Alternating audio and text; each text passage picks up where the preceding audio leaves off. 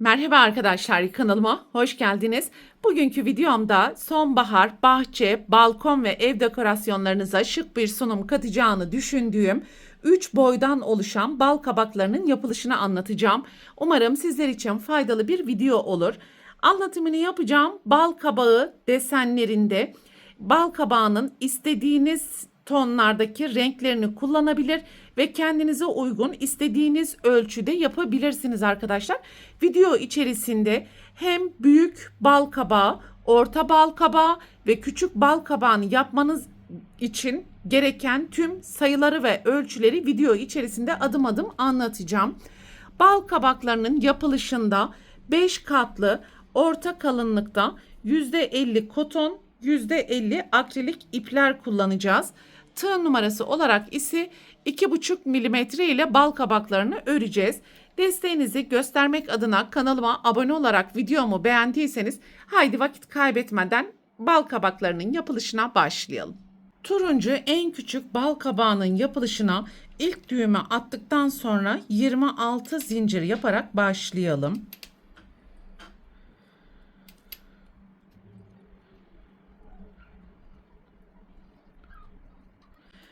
...26 zinciri yaptım ve yapmış olduğumuz bu zincir bal kabağının yüksekliğini göstermektedir.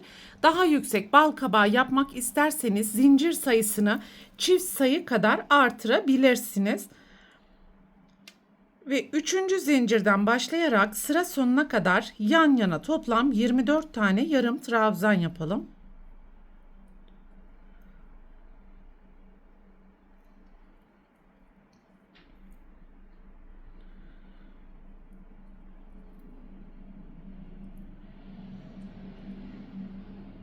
...24 yarım trabzanı yaptıktan sonra 2 zincir deseni çevirelim. Ve ilk yarım trabzanın tepesinden başlayarak yan yana toplam 24 tane yarım trabzan yapalım.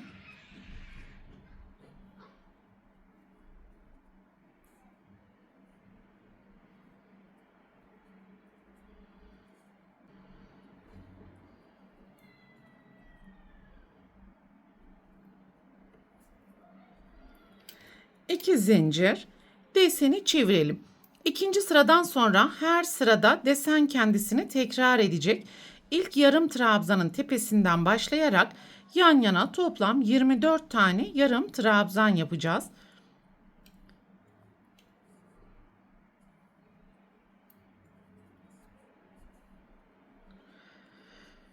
Ve bu şekilde deseni yukarıya doğru yükselterek toplam 36 sıra olana kadar örmeye devam edelim. Toplam 36 sıra olana kadar deseni yukarıya doğru yükselttim ve dikdörtgen parça elde ettim. Yapmış olduğumuz dikdörtgenin genişliği 10 santimetre. Yüksekliği ise yaklaşık 22 santimetre. Burada yapmış olduğumuz sıra sayısı bal kabağının genişliğini göstermektedir arkadaşlar. Bal kabaklarını oluştururken dikkat edeceğimiz en önemli nokta yapmış olduğumuz zincir sayısının 10 fazlası kadar sıra sayısını yükseltmeniz gerekiyor ya da çift sayı kadar sıra sayısını yükseltmelisiniz. Turuncuda 26 zincir üzerine 24 yarım trabzan yaptık ve 26 zinciri toplam 36 sıra ördük. 24 zincir yaptıysanız sıra sayısını 34 yapabilirsiniz ya da 28 zincir yaptıysanız sıra sayısını 38 yapabilirsiniz. Hem başlangıç zincirinin hem de sıra sayısının mutlaka çift sayı kadar olması gerekiyor. Şimdi orta boy krem renkli bal kabağını yaparken de 36 zincirin üzerine 34 tane yarım trabzan yaptım ve toplam 46 sıra ördüm. Krem bal kabağının genişliği 14 santimetre. Yüksekliği ise yaklaşık 27 santimetre. Sarı en büyük boy bal kabağını ise 46 zincirin üzerine 44 tane yarım trabzan yaptım ve toplam 56 sıra ördüm arkadaşlar. Yani 46 zincir 56 sıra. Krem 36 zincir 46 sıra. Turuncu ise 26 zincir 36 sıra yapmış olduk. Şimdi bal kabağının birleştirme işlemini yapacağız ve burada göstermiş olduğum tüm kurallara dikkat ederek orta ve büyük boy bal kabağını da birleştirebilirsiniz. 36. sıranın sonuna geldiğimiz zaman bir zincir yapalım ve deseni ikiye katlayalım. Bakın önde ve arkada ilmekler var. Arkadaki ilmekleri kullanarak başlangıç zincirlerini karşılıklı kayma dikişi yaparak birleştirelim.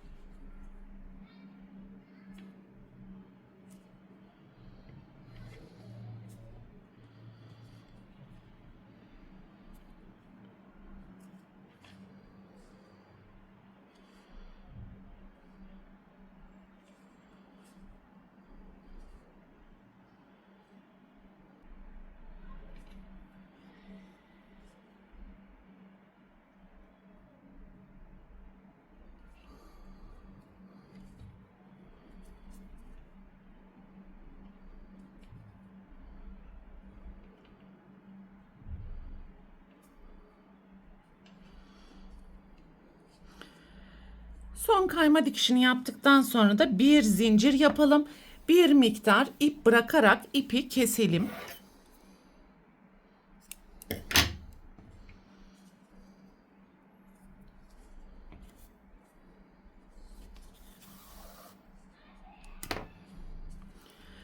Şimdi ipi iğneye takalım ve yukarı üst noktada büzme işlemlerini yapacağız. Her sıradaki yarım trabzan ilmeğinden zikzaklar yaparak büzme işlemini gerçekleştirelim.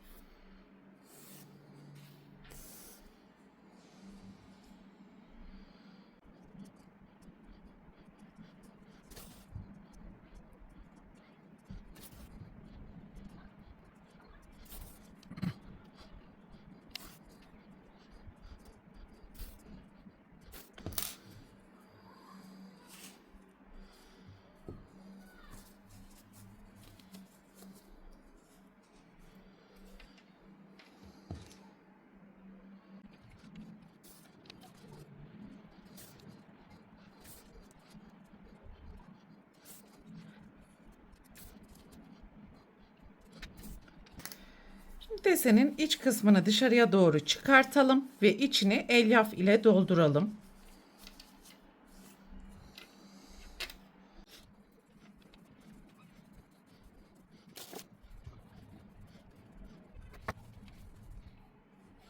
Şimdi alt tarafta yapmış olduğumuz büzme işlemini üst noktada da yapmaya devam edelim.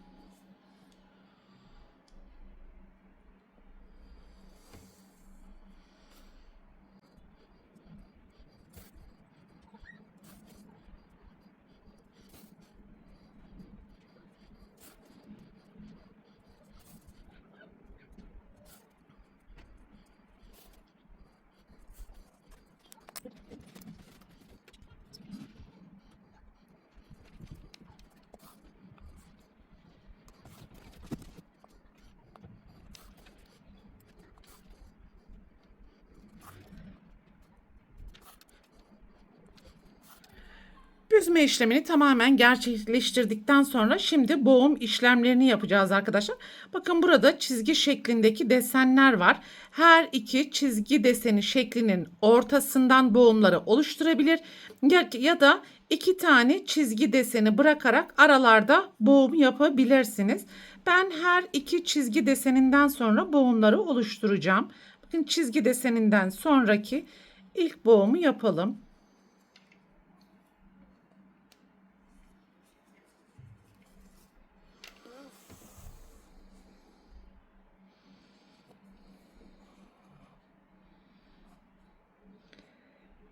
Bir, iki çizgi desenini atlayalım.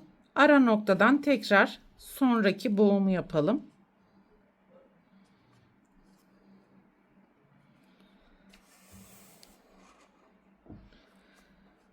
Tekrar bir, iki çizgi deseni atlıyorum. Daha sonra diğer boğumu oluşturuyorum. Bu şekilde devam edelim.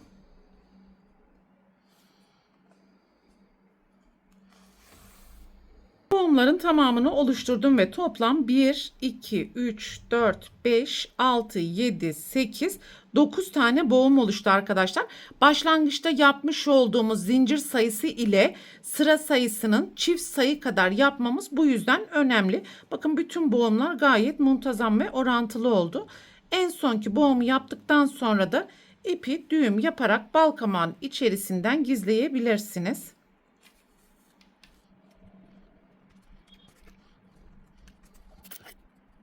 En küçük bal kabağını bu şekilde oluşturduk. Şimdi büyük boy ve orta boy bal kabaklarını da yaparken yine aynı şekilde ikiye katlayalım. Kayma dikişiyle birleştirelim. Üst noktada büzme işlemini yaptıktan sonra içine elyaf ile dolduralım. Buradaki boğumları yaparken yine iki çizgi deseninde bir boğma işlemi yapabilir ya da 3 çizgi deseni olacak şekilde boğum işlemlerini gerçekleştirebilirsiniz arkadaşlar. Şimdi bal kabağının üstündeki sap çalışmasını yapalım. Yeşil ya da kahverengi tonlarını kullanabilirsiniz. Sihirli halka yaparak başlayalım. Bir zincir, halkanın içerisine 7 tane sık iğne yapalım.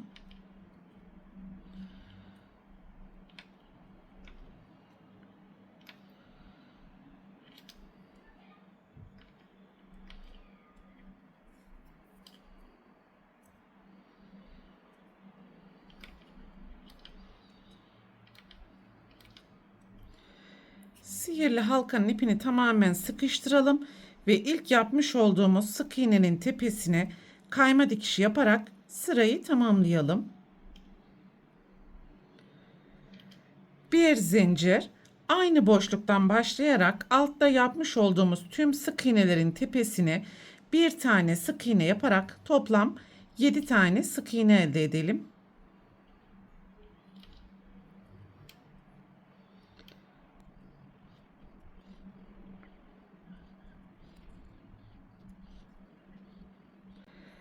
İlk yapmış olduğumuz sık iğnenin tepesine kayma dikiş yaparak sırayı tamamlayalım. Bir zincir, alt sıradaki işlemleri tekrar ederek ilk boşluktan başlayalım ve yan yana toplam 7 tane sık iğne yapalım.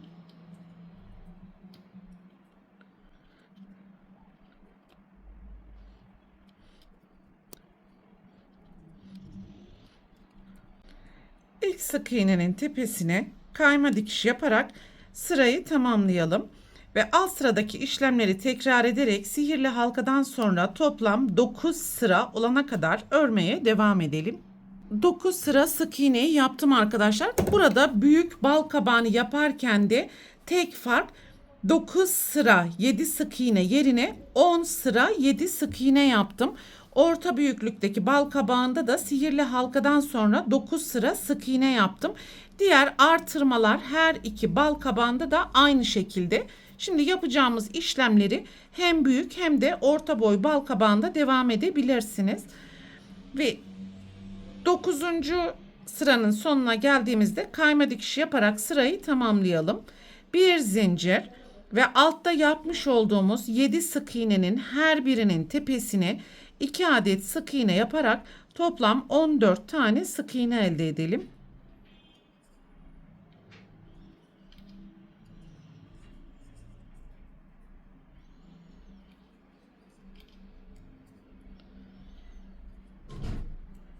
Sıranın sonuna geldiğimiz zaman ilk zincirin tepesine kayma dikiş yaparak sırayı tamamlayalım. Bir zincir, aynı ilmeğin tepesine 2 tane sık iğne yapalım. Sonraki ilmeğin tepesine bir sık iğne. Sonraki ilmeğin tepesine 2 sık iğne. Sonraki ilmeğin tepesine bir sık iğne.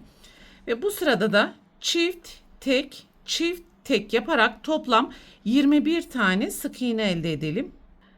Sıranın sonuna geldiğimiz zaman ilk tek kroşenin tepesine kayma dikiş yaparak sırayı tamamlayalım. Bir zincir, aynı ilmeğin tepesine 2 sık iğne, yan yana 2 sık iğne, Sonraki ilmeğin tepesine 2 sık iğne. Yan yana 2 tane sık iğne.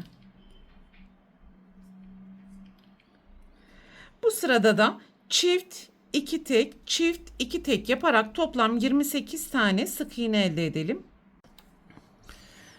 Sıranın sonuna geldiğimiz zaman ilk ilmeğin tepesine kayma dikişi yaparken yeşil renk ile yaprakları yapalım.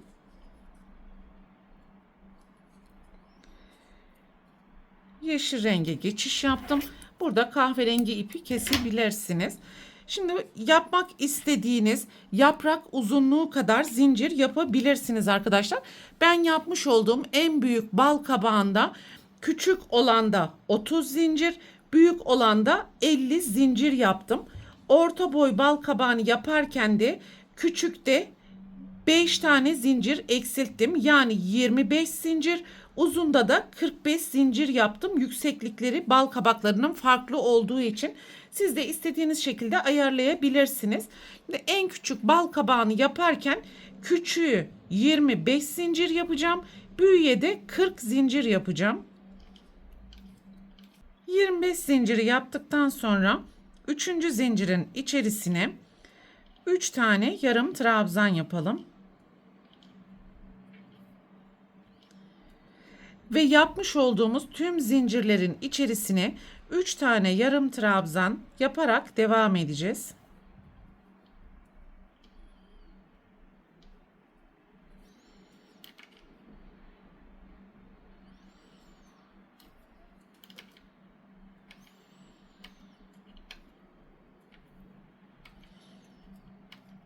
Son zincirin içerisine de 3 tane yarım trabzanı yaptım. Şimdi buradaki kahverengi ve yeşil ipi birbirine bağlayarak sıkıştıralım. Küçük yaprağı bu şekilde oluşturmuş olduk. Daha sonra düzeltme işlemlerini yapacağız arkadaşlar. Sonraki sık iğneden başlayarak yan yana 3 tane kayma dikişi yapalım.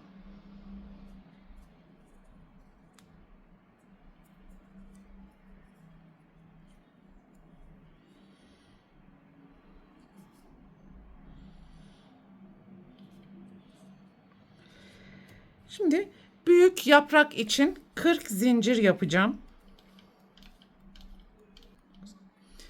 Ve küçük yaprakta yapmış olduğumuz işlemlerin aynısını tekrar edeceğiz.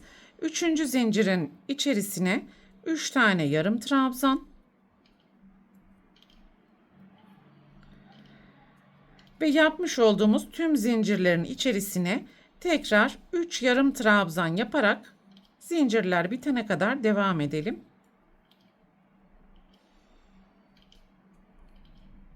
En sonki zincire de 3 adet yarım trabzanı yaptım ve zincire başlamış olduğumuz ilmeğin içerisine kayma dikişi yapalım. Bir zincir yaptıktan sonra ipi keserek arka taraftaki ilmeklerin arasından gizleyebildiğimiz kadar gizleme işlemini yapalım. Şimdi yapmış olduğumuz bu sap ve yaprak çalışmasını bal kabağının üzerine sapı yapmış olduğunuz renk ile dikebilir ya da silikon ile yapıştırabilirsiniz arkadaşlar.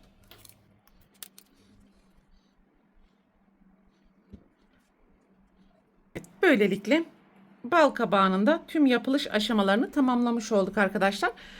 Bu videoda anlatacaklarım bunlardan ibaretti. Umarım sizler için faydalı bir video olmuştur. Sonraki eğitim videosunda görüşene dek lütfen kanalıma abone olarak videomu beğenmeyi ve sevdiklerinizle paylaşmayı unutmayın. Hoşça kalın.